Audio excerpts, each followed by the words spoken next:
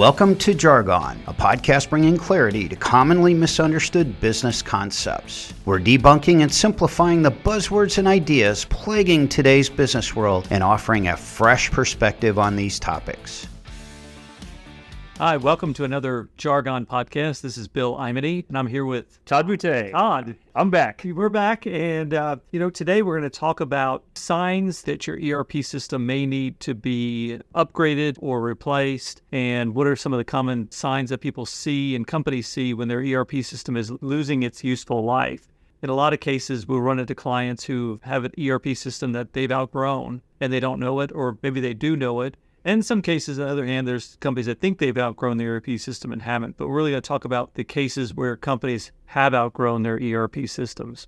So, Todd, I know you work with a lot of companies on ERP selections. What are some of the things that you kind of start seeing in some of the, I'll call it symptoms of, hey, it's time to really take a look at what we have today and is it working? Yeah, I think one of the first things that people come to us with is their inability to get at data, right? They find that their lives are being slowed down and they're not quite sure where that's coming from. Where's that stemming from? Either it's a report that they always have to generate that slows them down, so they're complaining up the chain, or it's an executive that is realizing they have to get pertinent information to a board member and they can't ever get their hands on it. People tell them they can't get their data. That seems to be one of the biggest ones. It's just people's inability to get work done becomes more obvious the further behind the eight ball they get in replacing an ERP system. Yeah, and so maybe they're slicing information by maybe geography or different product lines, and they can't get it because it's not sitting in their ERP system. It's nowhere to be found, and they're having to kind of make up stuff to get the answers they need or kind of fly by the seat of their pants. Another indication, Todd, I see, and I don't know about you see this, but we see companies start to get little bolt-on stuff like customizations, and they start building custom pieces that bolt onto their ERP system or sit around it. Maybe comment on that a little bit. Sure, and I think those might stem from the same kind of problem area, right? You might have a department or a division with some level of autonomy that knows they've got a major problem. They have to do something often. So they go out and they research, they find a solution, or maybe a salesman hits them up and realizes that there's a good sales opportunity inside of a company, and they sell them a system that's siloed for that one particular purpose. It gets the job done, they feel happy with that. Okay, then some other department or division goes and does something similar. And then those departments need to work together on something and realize, well, now we keep data in two different places. This, as you can see, over time, and especially at a larger company, can just turn into little silos of information all over the place that are costing money and time to keep up with that don't talk to each other whatsoever. Yeah, and I call that kind of the application explosion when people buy these different apps or pieces of software. Sometimes what I see in companies where they're struggling is one division might buy, or one group might buy a piece of software that does the same thing as another group buy another piece of software, a competing brand that does the same thing. For example, I've seen companies buy CRM tools where one group will use one product, another group will use another product, and they use it maybe for two different things, but the tools do the same thing. I've seen it for scheduling tools, and even, I've seen it with tools like Asana and Monday. Two different groups have that tool that does the same thing, but they've gone off on by themselves and done some things with it. I think the other thing we start seeing too, though, is they start doing too much with that application. So they might have bought something to start off that's maybe a piece of software that tracks your maintenance activity or something. How many times do you do something? Just some activity. And then all of a sudden you decide, well, you know what, we need to track our costs. So all of a sudden you're putting cost in this application, and then it explodes, and then someone wants to know what are our maintenance costs, and I've got them in two different places. And I think that's where companies start to get a little bit of pain points, is when they start putting stuff that is financial information or even information that impacts or drives financial information in a separate application that is separate from their ERP, and then they start having two versions of the truth. Yeah, and it's pretty obvious to see why things get this way nowadays. I mean, there are in most cases, very low barrier to entry to trying out a new piece of software. So you find this stuff scattered all across the organization, and you're right. The second there's financial reporting or some sort of financial impact to data that you're storing elsewhere, people are going to want to know about this, and you're going to want to reconcile all these things to one place. And the unfortunate piece is that the software you went off and tried on your own to do some sort of deliver training, or like you said, keep track of maintenance or work orders or something. That company that sold you that piece of software is trying to do the same thing as everybody else, build a suite of apps. So they come selling you some add-on down that pathway rather than an add-on or a piece of or a feature set, I should say, that you already have inside your ERP system. So you're going further away from that core source of truth. Yeah, and so a lot of our clients that we talk to that are really in that pain point range, we've done some research and we found that companies that are struggling with their ERP system will spend on average 1% of their revenue. So if I'm a $200 million company, I'm spending on average $2 million a year on keeping stuff going in the background so that you can survive on the ERP system that you have. A lot of these costs are hidden. So as you just alluded to, about 60% of those costs typically fall in terms of consultants building applications or customizations or software that could be handled by an ERP, and those costs would go away if I put a new ERP system in. The second, which is about another 30% of the cost, it's the additional staff or contractors I need to handle manual processes, to develop manual reports. And not that if you put a new ERP system, those people will go away and their jobs will go away, but their jobs will change with an ERP system. Instead of shuffling paper around, they're providing value-added analysis for the company as a whole. The last two categories fall into turnover and hiring costs. When you have an environment, there's a lot of manual stuff. A lot of the good people don't want to hang around. They're spending a lot of time, doing stuff in spreadsheets, manipulating numbers, and not doing the things they want to do to grow their career. And so headcount costs fall into that. And then also audit fees too. So even if you're privately held, you might have an audit or a publicly traded company or a division of one. You're going to have extra audit fees because I've got additional systems I've got to go audit and look at that have financial information in there. So when you think about it, if you're a company, and I'm not even talking about benefits an ERP provides from an operational efficiency perspective around asset management, project management, manufacturing, cost accounting, and improving visibility to costs and that type of thing, and getting better information. I'm talking about just your pure kind of waste. Right. I've got a bunch of people doing stuff that's, putting patches on the sinking ship. Yeah, right. And the amount of time they're giving up to do that versus, like you said, core job objectives, they tend to fall behind. You've told me stories from past clients where you find things that are, the obvious operational deficiencies, like taking 2 months to close a month, right? And always being 2 months behind in your accounting.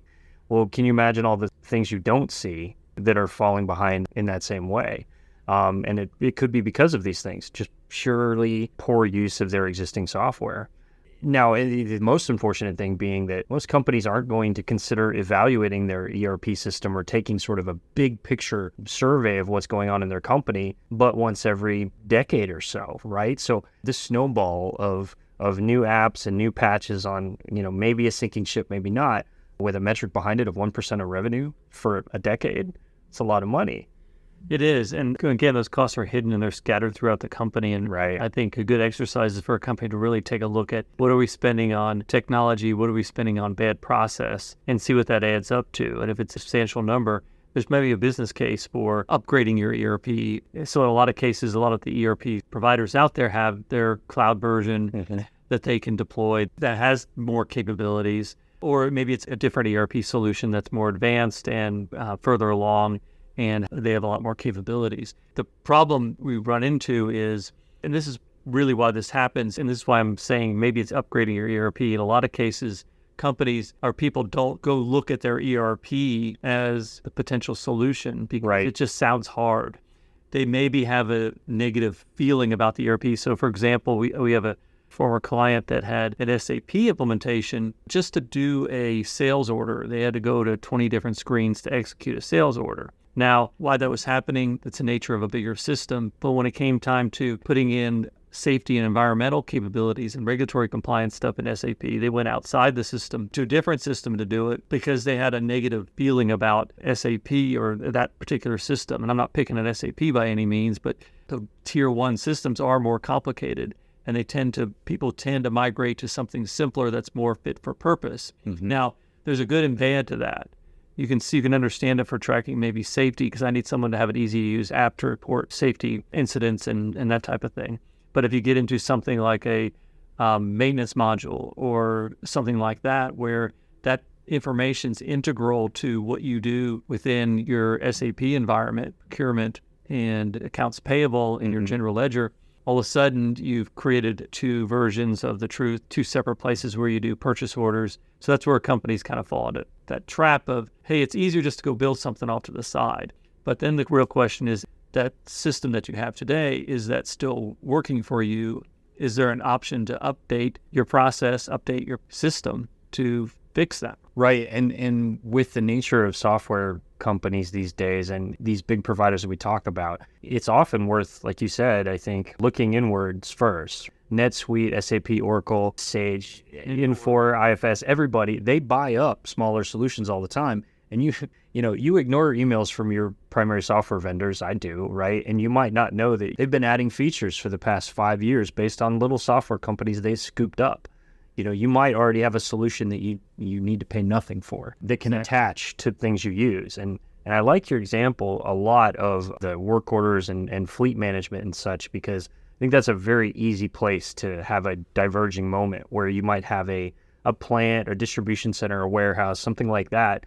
And they're pretty much given autonomy to go find solutions to make that place, right, run at peak efficiency.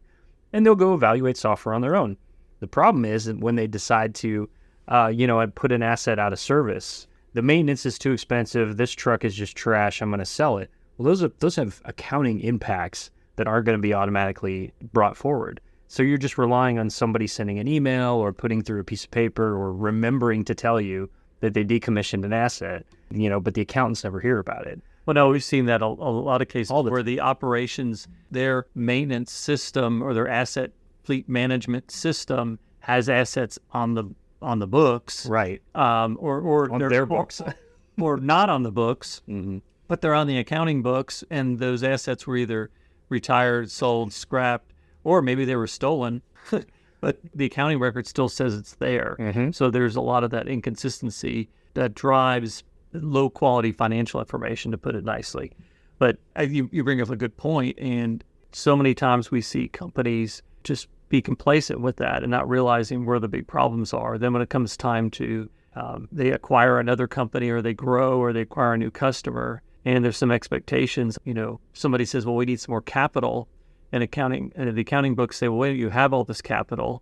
Why aren't you using it? No, we don't have that capital. That's where things start falling apart. Oh, a number of problems. And the worst case one being the audit situation, I would guess, right?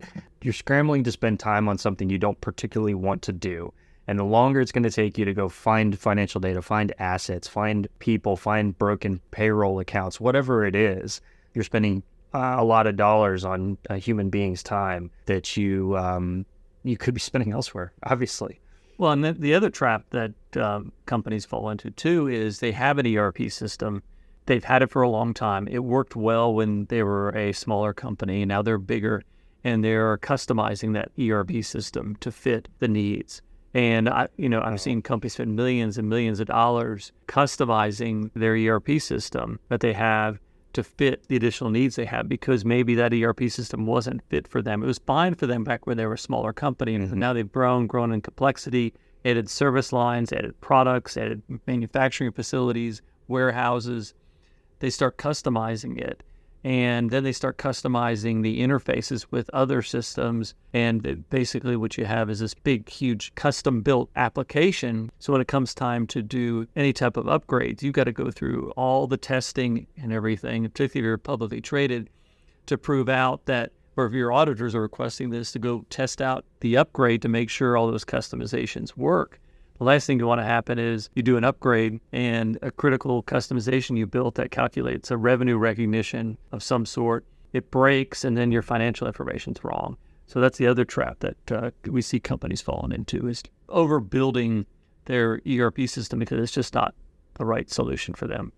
Right. And so what are the things we might counsel people to look for when deciding whether or not they've outgrown a system, or that one that's still worth spending time on? Because of course we know their vendor is going to tell them, we can do this for you. Hey, this is too slow. Don't worry. We can upgrade this for you, or we can write that. They're always going to say yes. So how might you counsel a potential client to go, okay, this is it. You're done. You've outgrown it. It's time for selection. Well, okay, so before you get there, really you need to understand where are all the break points in the company, what are the issues and the challenges you need to address. So process challenges, technical challenges, understand what those are. Develop a vision for where you want to go. So really get your entire team together. When we talk to clients about this, when we say your vision and where you want to go, the last thing you want to do is look at what you're doing today and try to replicate that in a new system. So what do you want to do with AI? What do you want to do with process automation? What are the expectations from your customers that they're asking for you, information from you that you're having to do manually? Mm-hmm. Get a good vision of where you guys want to go from a process improvement perspective and really get that down on paper. Examine every process and understand what that vision is and say, you know what, we need to enable requisitions in this company because we don't do requisitions, or we need to have a good activity-based costing model on our shop floor. We need those other capabilities. Really understand what capabilities you want and then layer those up against what you have today. Look at what you have today as your core ERP and take a fresh look and ask whether it's your systems integrator who's been helping you all over the years with that ERP system or the software company, and have them come out and say, okay, if we were a brand new company, how would you address these? A brand new customer of yours, how would you address these challenges and things we want to do? And look at all that and first ask yourself, can the system meet what we're doing today, the vision that we set forth, and where are the gaps? And if there's a substantial number of gaps, then it's time to then say, okay, let's now bring in some other solutions out there that are competing solutions. So you might look at your peers and find out what they're using. Internally at Trinergy, we have a whole database of ERP capabilities. So we help our clients kind of come up with a short list, but compare your current system and do kind of a bake-off, current system versus two other ERP options. Bring them in, have them do demos, have them show what they can do and line up those capabilities. But really, our very first step, we say, look at your vision and what do you want to do and what do you want to see? What information do you want to see? How do you want to slice and dice it? We've seen a lot of cases where we had a client where they weren't able to get a good view on their legal entities and their hierarchy of legal entities. And they wanted to replace, the board came and said, hey, we want to replace our ERP system. And we're like, no, it's set up wrong. So we helped them re-implement what they had because we knew fundamentally it could work. They just didn't set it up properly to begin with back when they were a smaller company. Right. They got that more complexity. We said, keep the ERP system. So I don't have to retrain people. I don't have to retrain accountants or buyers or anybody or people doing billing. All I had to do is restructure my financial system, basically the chart of accounts. Yeah. I had to tweak a few things on how we, track customer payments and that type of thing. But it was more of I'll call it an upgrade of the system, re-implementation. But it was a heck of a lot cheaper and not as painful as putting a whole new system in. Yeah, that's really a best case scenario for a situation like that. And it brings up how valuable that question, or how valuable it is to ask questions of someone that tells you to do something, right? A board, for example, it's time to replace our ERP. Okay, tell me why, right? Get a good, honest assessment internally. And that's something that we do a lot during selections of courses, is really asking questions and getting people to look inward. We want to deal in efficiencies first. And if you already own something, you should be using it better, obviously, to its full extent. Another good example is we had a client come to us and they had J.D. Edwards. Mm-hmm. And as you know, J.D. Edwards is owned by Oracle. Oracle hasn't put a lot of effort in advancing the application, but it's out there. But Oracle's also a proponent of having J.D. Edwards clients move to Oracle e-Business or NetSuite. And the company was basically being told, hey, you need to get a new ERP. You got this J.D. Edwards application. The problem was, given their business model, what they did, J.D. Edwards was perfect for them. There was a few capabilities they needed to add in, but there was no reason for them to move to something else, right? Even though the software company was pushing them towards it. So there's also that pushback of looking and saying, do I really need to move off of this just because I'm being told from a technical perspective I need to? Examine that and challenge that and push back and say, why? What would happen if I didn't? And they said, well, you wouldn't get any support. Mm-hmm. Well, you can always find support for something. And what are you worried about happening to the application? So they avoided spending millions of dollars of putting a whole new ERP and just made some modifications to their core J.D. Edwards application. And anybody who's used the J.D. Edwards platform, it's a wonderful product. You start comparing it to other products that are out there and people sometimes get disappointed. So, and I'm not biased towards that. It's just I see companies really love the application. So, and the same goes for people that are using NetSuite today.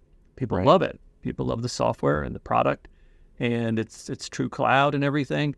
But don't always blame the software. My point is, don't always blame the software. Yeah, that's a great point, and maybe that's a good spot to wrap up too. Is so when we think about it, we've used the word traps a number of times, and I think really the end result here is just before you're making a decision about adding something new to your core package or going to hire a developer or tasking somebody to go work on improving something or buying something, check out what you've got first. We find this even in the simplest product stack. Okay, so Microsoft Office is where I bump into this a bunch. You pay for this thing, you use it, but it's a lot more than Word and Outlook. We've had people do basic process automations in there, major improvements in their reporting and in their data analysis, in their security, a bunch of things they pay for already that their first instinct was to go look elsewhere. So even in the simplest product stack, it's a good idea to evaluate what you have first.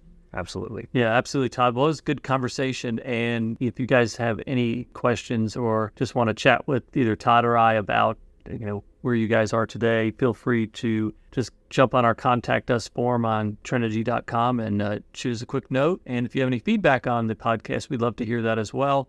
Or if there's topics you'd want to hear more about that you are curious about, whether it's, hear from Todd more about AI or hear more about any type of technical challenges and the like. But thanks, Todd. It was a pleasure. Yeah, thank you, Bill. Talk to you next time.